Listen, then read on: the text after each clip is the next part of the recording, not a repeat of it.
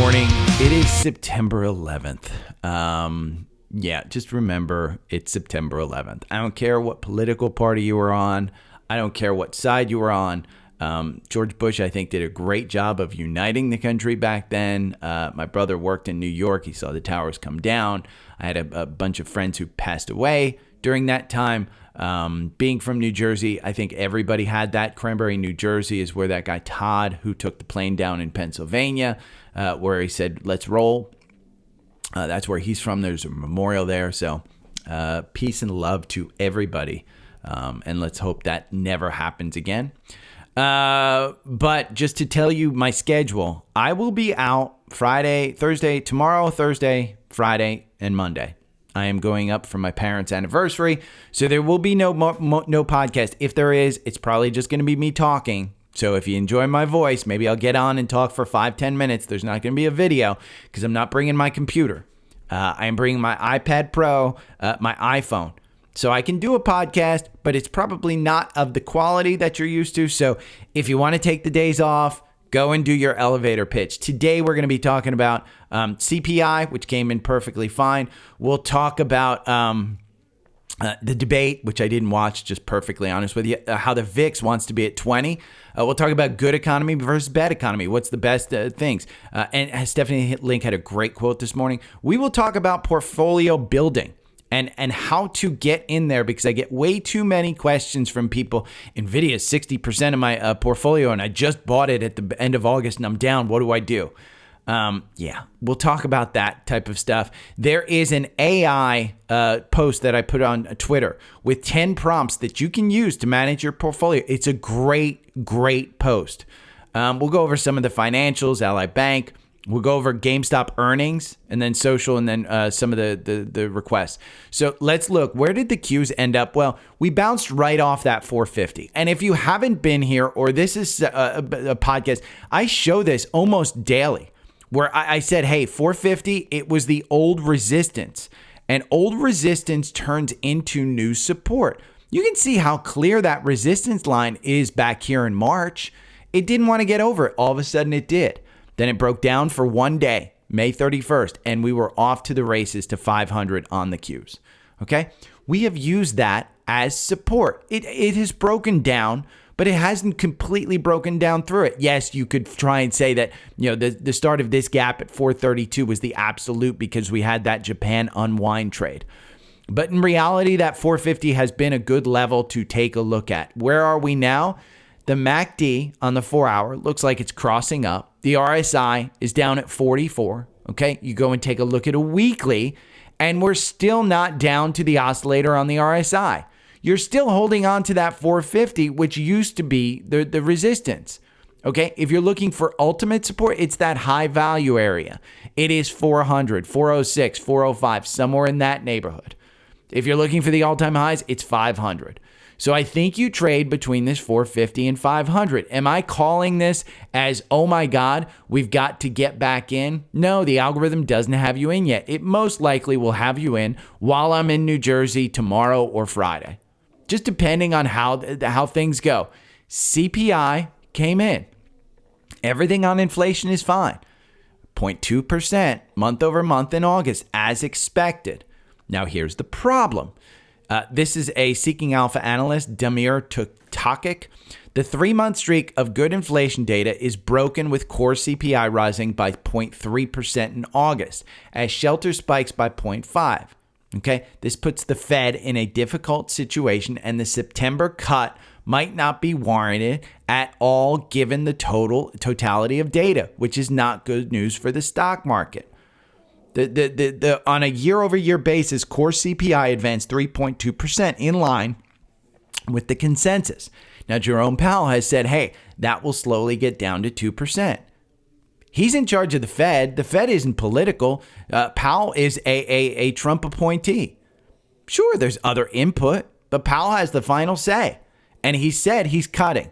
The debate is 0.25 versus 0.5. And we don't know what it is, but the market is expecting a full 1% pull down in this year. So you'll have to watch it. I think the Qs, am I saying it's an all clear? No. You take a look at, just the last 8 years. Okay. September's weak. October is a coin flip. So when do you really want to get in? You want to get in September.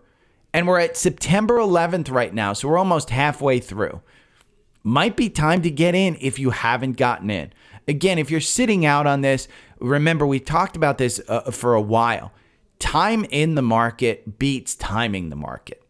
So I would urge you to take a look at your portfolio. Understand, I will go over the good and bad. Seeking Alpha, the deal that we have with join Seeking Alpha Premium and get 2 free Alpha picks. I know I said, hey, the after price is, I think you lock in the after price.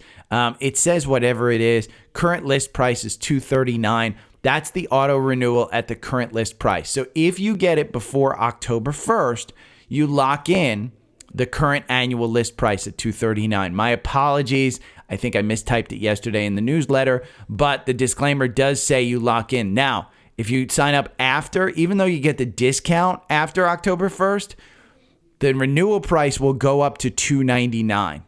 So signing up for the $25 off premium for the first year, what it gets you is the renewal price will start at $239. So use the link. I do think that this is the best one. If you want to get to it, it's at the link tree. It's the second link right here, Seeking Alpha Premium plus 2 Alpha picks. Lock in the yearly price before October 1st. That's what I kind of meant. So take a look at that. If you want, we'll go over that. Second thing, no, I did not watch the debates. I did see that Taylor Swift identified as childless cat lady. But since both candidates are not necessarily my choice from a perspective of me, I don't know who I'm voting for. I'm pretty sure who I'm voting for. I'm not happy about it. Honestly, I could care less. The thing that I want to tell you is I just want you to vote. There's too many people out here that don't vote. There are people dying in the world for you. If my dad's a veteran. He fought for the right to vote. Says, I don't care who you vote for. Well, it's not true. He does care who you vote for. He will be a little bit louder than I will. But again, just vote. And from a market perspective, the market doesn't care. The market doesn't care. You'll see all of these kinds of things. There are certain stocks that are better if Trump wins. There are certain stocks that are better if Harris wins. But the market doesn't care. The market will be up no matter what. Trump telling you, here's the problem that I have with Trump. Trump telling you that the economy's so bad. It goes to what Josh Brown said, and I'm just relaying information. He lives on a very rich area on Long Island, $10, $15 million houses. And he says everybody who's voting for Trump bitches about the economy while they're buying their third mansion in Paris for the Olympics, and they'll just dump it after they're done. Okay? The economy is good. The economy's not bad. Certain portions of the economy are bad. Lower income has a bigger problem with inflation than upper income. If you're not feeling this economy, you're doing really well. If you're feeling this economy, I would urge you to try and look at some other ways to get up into that upper level, because there's two things that are probably the issue. Either your income's not high enough, so you need to generate more income, or you're living above your means. And so, from a FIRE standpoint, if you're living above your means, you'll never get there. I have several friends who make over $100,000 and actually, have gotten their kids off to college and graduated. And that should be a great savings for them. Still, struggle to make mortgage payments. Not because rates have gone up, not because they blame groceries and inflation. No. If you have 2 kids who are eating you out of house and home, who are teenagers, and then they go off to college and you're paying for college tuition and you're paying for housing and you're doing all of that, and then all of a sudden they're 20 years old, 21 years old, and they get off your payroll, and mind you, they are off the payroll, you should have plenty of money left over to invest. And that's not saying that they didn't live below their, above their means while the kids were there. They did while they were, while the kids were there, they lived fine. But the reality is, again, I just see from my standpoint, yes, inflation hurts. It doesn't hurt a certain sector. So one thing that I want to point out is the biggest stock movers of the day. Oh, we'll just point this out. Don't be the guy that sits there and watches stock charts all day. Trendspider, I got an alert yesterday, and yes, that's my phone background. Alert fired, MicroStrategy. Buy at 125. Okay, that came in at what? I think 12:30 or something. Right now, MicroStrategy's trading at 125.82. So don't be the guy that watches charts. This is an alert that came in. Get Trendspider. Trendspider is the top link. I use this one all the time, and I use those alerts. It came in yesterday. So don't be the guy that sits there and watches freaking stock charts. We talked about this one, biggest movers of the day. If you want to know who won the debate, DJT is down as much as 11%. So, I mean, I don't know if that reflects on Trump. Again, I didn't watch the debate. I just kind of saw the armchair quarterback this morning on CNBC, and even Joe Kernan was like, oh, God, it was bad. Dave & Buster's killed it on earnings. GameStop, they are diluting shareholders again. I mean, simple as that. Revenues fell. They're selling general administration. It rose 33% compared to 27%. It's not working. They're just going to take more money out of it. So my hope is that Roaring Kitty got out of that one. That's my hope. Let's talk about this. We're not going to talk about that one. We're going to talk about stock, the market right now, okay? The VIX wants to be at 20. How do you know where the VIX is? Just go to Seeking Alpha. Just type in VIX. I don't think this is even part of Seeking Alpha Premium. This is part of the free one.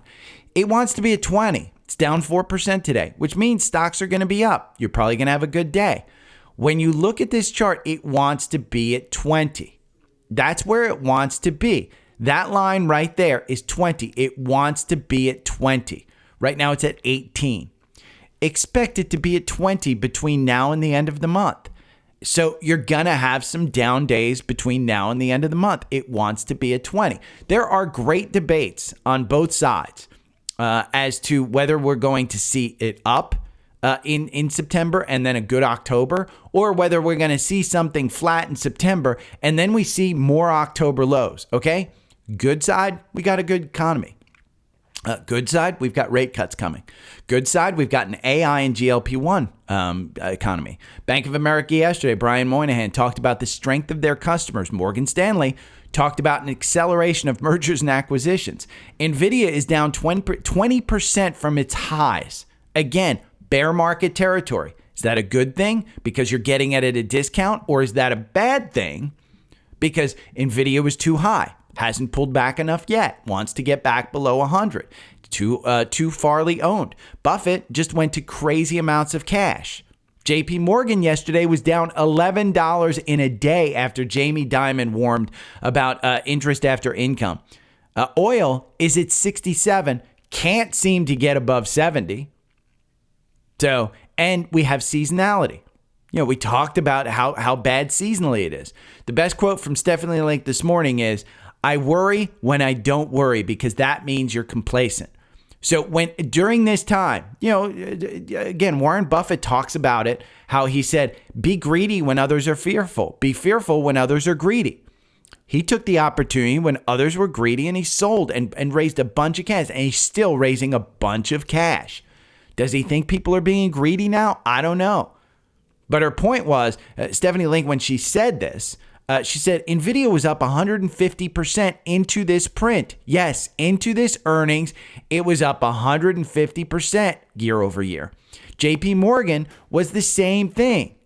They went up so high into their earnings. She said Bank of America, Truist Financial, and Broadcom are the opportunities outside. This is her talking her book. We talked about it yesterday, how you have to make sure that you have your elevator pitch. She was making her elevator pitch. That's it. So let's talk about the thing I promised yesterday, portfolio building. You don't want to add any more than 2% of your current portfolio into a stock. If for some reason you see an opportunity and you say, okay, I've got $5,000 in my total portfolio. I want to add $1,000 of that into Nvidia. That's way more than 2% of that portfolio. If you've got $5,000, I would urge you, $5,000 isn't a ton of money. when you have an emergency like car repair come around, or if you need to make a down payment. You don't want to go into credit card debt. I would urge you, manage portfolios smartly. Okay? That's just gambling if you go too large into one stock. I had somebody email me 60% of their portfolios in Nvidia and they bought in August. Okay? That isn't great. If you bought at 105, maybe you were feeling great at 127. Did you get out? Because you're back down at 105. A stock like Nvidia is going to move 20 to 30%. With a small portfolio, you don't want a huge percentage in one stock. I'd even argue with a large portfolio, you don't want a huge percentage in a stock. That is what all the financial analysts tell me. Now, I've made my own decision, but when I initially bought into Apple, and we'll look at this monthly, I initially bought into Apple in 2004, 2006, somewhere in that neighborhood, when the iPhone came out. I have endured 1, 2, 3, 4, 20, 30, 40, 60% downturns in this stock. I took it as opportunities to add to that stock. Now, I was big and big on this stock. I didn't add more than, I think it was 5%. When I initially took that position, okay? When I initially took that position, I took 5%. It grew to that amount in my portfolio, okay? The rest of my portfolio, I trade around. I'm probably not as successful. Apple has been the big winner. But again, it points out, what do you want to do for your portfolio? Is it long-term? We talked about it yesterday. That article that I posted yesterday is exactly what it is. Are you a long-term investor? I would argue, yes, with me holding Apple this long, I'm a long-term investor. But we talked about, making sure that you add to your winners and cutting your losers. If you're adding in 30, 40% of your portfolio into one stock and it doesn't grow there, that's not adding to your winners. That's just adding a stock to your portfolio and gambling. So I would urge those with 80% of a small portfolio in Nvidia, Palantir, SMCI, or anything of that sort, start scaling back. These are stocks that have run up quite a bit. And so you don't want to get stuck where you've got, I'm stuck in a position, and it's a good position to be in.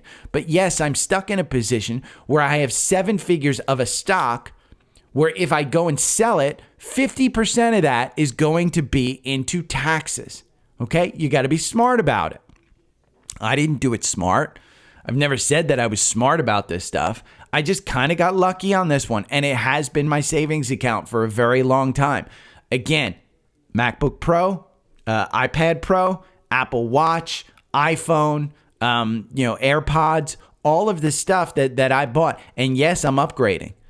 So I do believe that the things you use and the things you like, if you're Android and you like it, buy Google.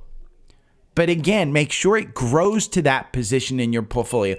Don't just say, 80% of my portfolio is going to start off in Apple.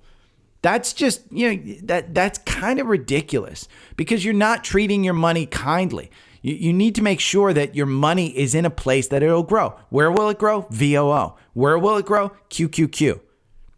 Where will it grow? Any of the Vanguard, VUG, which is a growth, which rivals QQQ. That's the smart play on how to build a portfolio. The smart play isn't to YOLO and to gamble. Now, if you got a play account like I do in Webull, I love Webull. Webull's my favorite mobile platform. It's the 4th link right here. You get free stocks when you sign up. I put $1,000 in there. I'm at like $7,500. I think I have, 50% of it in MicroStrategy and iBit. Yeah, that kind of portfolio, I'm not too worried about. I some of my Roth is in CRM, and we talked about that between ServiceNow on YouTube Live. I haven't played that one very well. I haven't managed that position well, and it hasn't grown. If I had managed it well, I bought too much in the initial purchase. It was more than 5%, too much. It was down for years, and I didn't want to get out of it. Ego got in the way. And again, I didn't cut my losers and start moving it. Now it's up like 11, 12%, somewhere in that neighborhood, but it just floundered. So I would urge you, if you are in a stock where it's just got too much, this is down, what and you're Ginger doing. leads the pigs Bro, out. what could Hoshi you quickly be betting overtakes on at back. 3 a.m.? One of them will Me need with victory. rent It's on looking Piggy like Ginger Small. right now. Yes, Piggy Small's got in the there's picture, gambling but he's looking in the on picture. pig Surely racing. not. Surely You can do not. that on the Surely internet. is the undisputed pig racing champion That's of the it. world. Pig racing. So there's my rant today. Yesterday we talked about XLU and reinvesting dividend actually beats text for the long term. That's how Apple grew into the biggest position. So that Apple chart that I just showed you, this is the largest position and it's grown into that. So I would urge you, make sure that your portfolio is managed correctly. Don't YOLO it. That's the best way to grow up. Yesterday I talked on Spaces about how the poker match, the video that Gunjan did with the Wall Street Journal, and I put it in yesterday's newsletter. How great that poker rally. Gunjan went all in with a pair of kings, and they didn't know if she was bluffing, but they just gave her the pot. And both professional poker players said the risk wasn't worth it. Is the risk worth it to throw 50% of your portfolio into one stock? No. Let it grow to be 50%. And again, you can add to it if it's a winner. If it's a loser, don't add to it. But you want to take a look at the long-term chart. You want to take a look at the short-term chart. You want to make sure that you're doing this. Did I know that Apple was going to grow like this? No. I just knew that I used the products and I used the services, and I thought it was fairly valued because I saw everybody around me. I didn't like green bubbles. So just let me point out SPY. Okay? SPY on the daily. Here's where it is. The 21 day, which is, it's the yellow line here. Okay? This is the 21 day. We're under the 21 day. Some of the biggest rallies we have come when we've reclaimed that. Okay? The 21 day and the 9 day are right at 551. In pre-market, you're at 548. I would urge you that if you're on the long side, just wait until you have that confirmation. And we talk about that all the time, the confirmation. I use the 9 day, but there was an analyst that I respect that said yesterday, hey, 21 day is what you want to use on SPY because historically it's a good one. You can backtest that strategy if you want. You can go into Trendspider and backtest the 21 day. Just buy on the 21 day when it gains it, sell when it's under it. You can create that strategy, see what it does. He said it was pretty good. So with that in mind, this is Liz Young, okay? Liz Young is a great one. She's talking about we don't know how the story ends. And what's great about this one, she points it out. The rate cut is not the end of the story. It's the beginning of the story. So if you're counting on the rate cut to launch stocks, you might be looking at the beginning of the down market, not the end of the down market. You might be looking at the beginning of the down market. Because remember, when you cut rates, typically rates are cut into weakness in the economy. We're just cutting because the Fed doesn't want to wait too long. That's it. Right now, the employment, it's getting weak. They just don't want to wait too long. So this was a great, and I urge you to watch that one. I'll put it in the newsletter. This was just, if you don't read this one on my Twitter, God of Prompt put this out. I don't understand why people don't use ChatGPT for stock trading. Here are 10 prompts to use for stock trading and investing. I use Gemini. Okay, I like Gemini. I also use Copilot, the app. You can take these prompts, okay? There are 10 of them. There's market analysis, there's portfolio diversification, there's risk management, technical analysis, economic indicators, value investing, market sentiment, earnings reports, growth stock, dividend stocks, global events. Okay? This is how you use AI. I will put this he puts everything out there. And it's just a great example of how to use AI if you don't know what you're doing with a portfolio and you're new. This is great. Even if you're a seasoned one like me, I found it to be fantastic. In fact, you can see right here, I saved this one.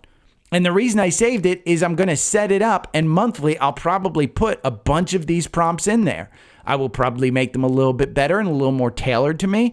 But I will probably be asking Gemini, ChatGPT, anything that I can find, I'll be asking those questions. I think it's really, really a good thing. Now, we talked about oil being bad. Dan Niles, I continue to look beyond the tech sector and the Magnificent Seven for ideas. He likes oil. He likes oil. It's interesting. It's interesting. I don't know. I mean, I said it yesterday on Spaces. I think UCO might be coming into play. But, again, oil and commodities, it's not my main game. It's just not. He likes it. And you can see some of the energy, tough to get long when Trump wins, means much less regulation. I agree the sector is ripe for a bite or a nibble. That's it. I mean, that's it. If Trump wins, then energy is going to be enormous in that market. He's going to drill, and we're pumping out more than we ever have right now. And if Trump wins, we'll pump more. What's that going to do? That's going to drive the price of oil down. Simple as that. It's just going to drive the price of oil down. So I'd be a little bit nervous about that one. All the financials were down yesterday. We can talk about them. All financials were down after Jamie Dimon said it's too optimistic to assume net interest income, and he did not expect buybacks to come. JP Morgan and these stocks will be buys when they cool off a little bit. Okay, we can go and take a look at JP Morgan. JP Morgan right now is trading at 203. I would argue if it gets under $200, you want to start taking a look at that stock. Set an alert on Trendspider for when it goes under $200. I think it will, because when you look at JP Morgan here on Seeking Alpha, valuation C, growth B, profitability is an F. It's not great, and it's for cash from operations. They're losing 10%. They're spending on AI. Make no mistake, they are spending on AI. It's a hold. Okay, if we look at Wall Street's price target is 222. That's a 10% upside. But they chased it up.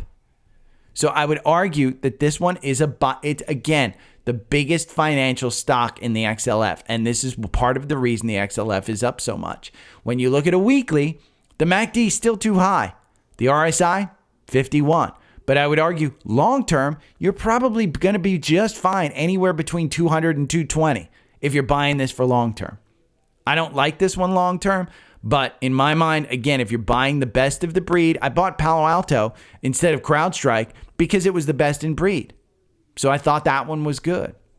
This was just the first. Yesterday, they had a bank conference, and Bank of America talked a little bit conservative, but he was way more bullish than Jamie Dimon. He said his customers are fine. Like I said, anything under 40, I think you're fine on this stock. I would buy it with the algorithm. The algorithm makes you 52% over 2 years. What do you get if you just bought and held it? 15%. So I would buy with the algorithm. The algorithm just got you out with a 2% gain. You win, 46% of the time? Your average win is 6.8%. No reason to buy it right now, but under 40, I think you put this on your watch list. Ally Bank, ALLY is the symbol. This was the one that got killed yesterday. Killed. And the reason it got killed, the CFO came out and said their customers are struggling to pay back their credit cards. That's it. And so, look at these banks. Take a look at the bank sector. How do you find a bank stock? Go to XLF. Just go to XLF and look at the holdings. You can top 10 holdings: Berkshire Hathaway, JP Morgan, Visa, MasterCard, Bank of America. If you think that Warren Buffett, we talked about Occidental Petroleum. Okay, Occidental Petroleum. Everybody wanted to get into this one because Buffett was buying it around between 60 and 70. And we can go and look at those insider buys that he did. And all of a sudden you're down at 51. And they're saying, I got out of Oxy at about, I think 58 or so. And the reason was, I said, if I'm just going to follow Buffett, I'm just going to buy Berkshire. And yes, I bought one share of Berkshire on Buffett's birthday, and I'm down on that one. Am I worried about it? No. I mean, he's got tons of cash. They'll deploy that cash at some point in time. You can take a look at a monthly on this one. You're still way up on the MACD. You're still super, super high. When Buffett dies, you're probably down around $400 just because it's a confidence issue. But that's it. So again, make sure that you have your elevator pitch for those stocks. And if you say I'm in this one because Buffett has it, I think the elevator pitch for me, I was in it because I liked oil and Buffett was in it. I think the elevator pitch for me on Oxy switched. And I said, I just buy BRKB because, it's diversified. It's like an ETF. It's good. Nvidia. We talked about this one. Good as gold. Do we have a new high or low? There's a daily chart. We can go and look at a daily chart on Seeking Alpha, on Trendspider. We can go and look at a daily chart here. 4 hour doesn't have you in yet. But if you go and you look at a daily chart, we have if you take a look at this trend line, okay, I'm going to remove this ray. Okay. We're going to go back we'll go back to this April. April may not have seemed, hey, do we have an opportunity for an upward trend here in April on the daily? Well, if you touch 3 of them, yeah. I mean, you've kept that trend line in there. Now, if you go back here, let's remove this one. We'll remove that. And then we'll just go back here on the daily and we'll go back to the October lows from last year. Have we kept this trend? Let's see. If we touch 3 and we go, there's the second one. Have we gotten down to it? No. You touch 3 lines right there. Again, Trendspider puts it in automatically. It just kind of locks it in there for where it sees it. And it means that we might have more downside if you go back to the October lows from last year. But if we remove this, again, it depends on where you put the trend line in. If you anchor here, yeah, we've got higher lows. That's a good thing. You take a look at a weekly on Nvidia. Have we reset the MACD? Nope, not one bit. I would say that 100 is probably your bounce up point. So if you're looking to add at 110, I think you go back to 120. Honest to God, I think it's that simple. Citi said that Walmart is their top pick in retail and expects them to continue to grow. Walmart, I would say you're fine in this one long term.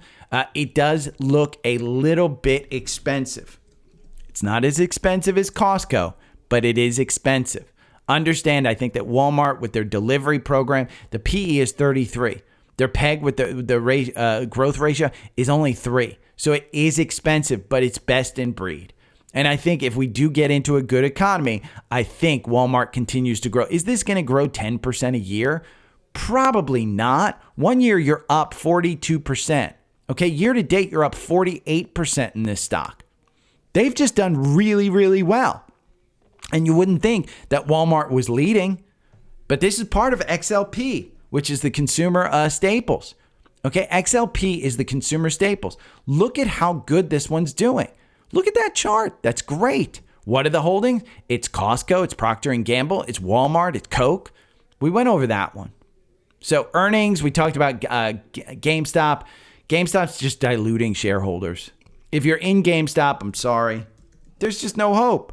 I mean, what's the hope? What's your hope for GameStop? I don't know. I mean, you can see this 4-hour chart. It had you in at 22, but you still lose a ton of money, even in the algorithm. I don't have a strategy for this one, but it will pop every now and then. I'd want you to get out there. Let's see, Ryan. Ironically, on yesterday's podcast, I talked about having an elevator pitch, and Ryan says, "What are your thoughts on C Limited, poised for growth?" Is that a great elevator pitch? Probably not. Again, C Limited, I know nothing about it. The algorithm makes you 85% versus 25% buying and holding over the 2 years. I would say trade it. Just got you out with a nice 23% gain.